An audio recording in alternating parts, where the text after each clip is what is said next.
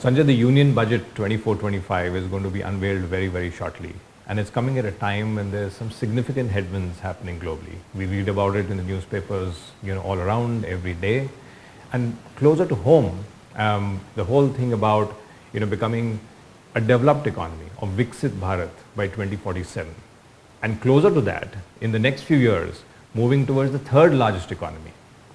When you think of all these things, there are many questions which come to mind. Can we keep up pace to what we've done in the past? Can we actually fasten this growth rate so that we can get to those targets a lot earlier? Are there certain segments that we should be focusing on more? Very, very curious to get your thoughts in terms of what to expect in a few weeks' time. So I totally agree with you. I think we are on the path and we should be able to reach there. But I think one of the most important aspect for a country's growth, and if you want to really grow exponentially, it's about being able to generate more exports. And manufacturing is a great opportunity. We've done enough. We provided the tax benefit for new manufacturing companies. I hope the government extends that benefit.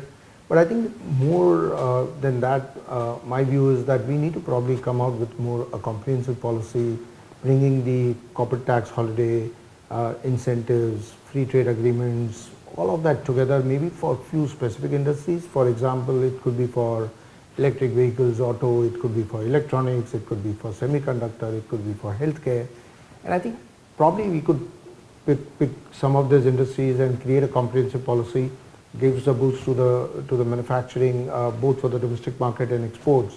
I think that would be something to look out for in the forthcoming budget and maybe the future budgets. Excellent. No, that's a very, very fair point. And I know there's been a lot of discussions on this, including some of the PLI schemes that have been announced by the government and expectations for probably more of those. But Sanjay, if we really look back and reflect, the strength of India not only in the domestic market, but one which is recognized and appreciated in the global arena is around services. Yeah. So while, and very rightfully so, there's a lot of focus on manufacturing, your thoughts in terms of what can we do more so that, our economy is powered not only by manufacturing, but also turbocharged by services? It's a fair point. I think as much as we talk about manufacturing, I think service is equally important.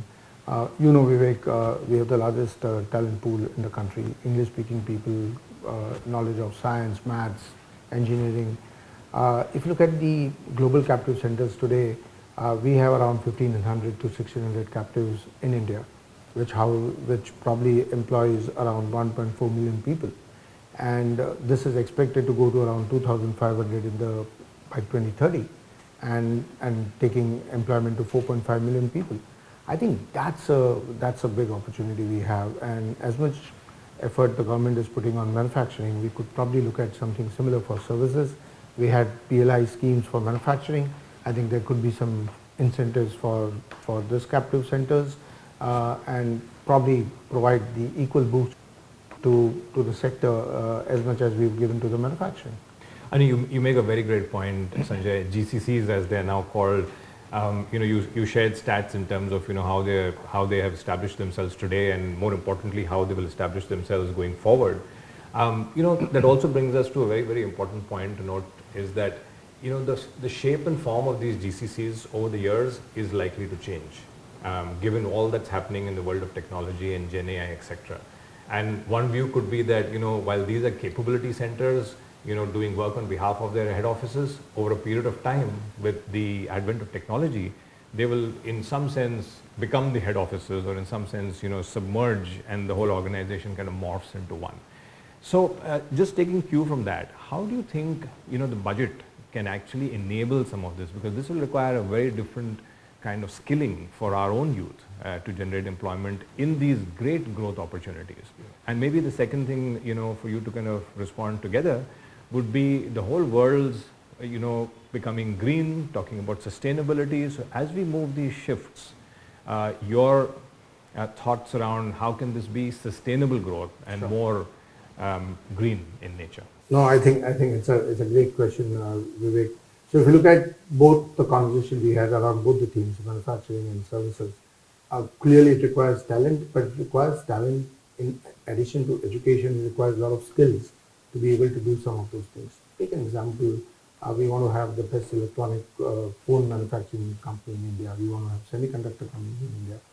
We probably will need to put that in our curriculum, in our school, our colleges, our universities, to ensure that that skill is actually taught so that you have the tool available for that.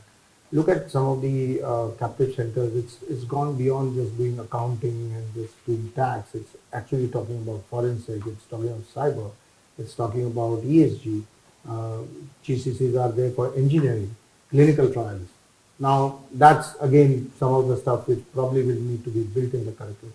So I think if we look at it on a comprehensive basis, that here's the demand and here's the supply, but the supply needs to be equipped enough, then that's another area which one could look at it as part of a holistic budget.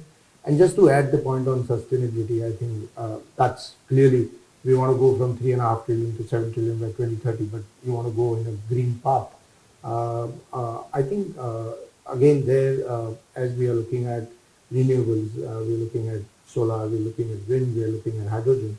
I think on the whole value chain, which is about the producer, the user, the people who provide the ancillary support to all these producers, and finally the people who are going to take care of the waste, which probably can get generated in this value chain.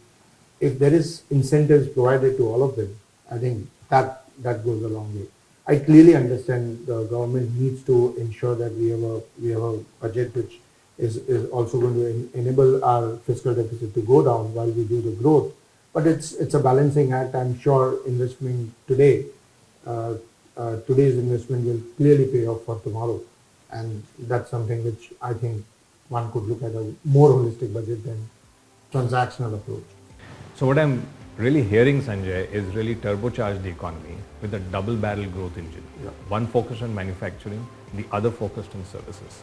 And really, when you talk about the skilling piece as well as sustainability, I would actually say, how does one enable or digitally enable our demography to reap the benefits of the economic development and make it a lot more equitable and sustainable?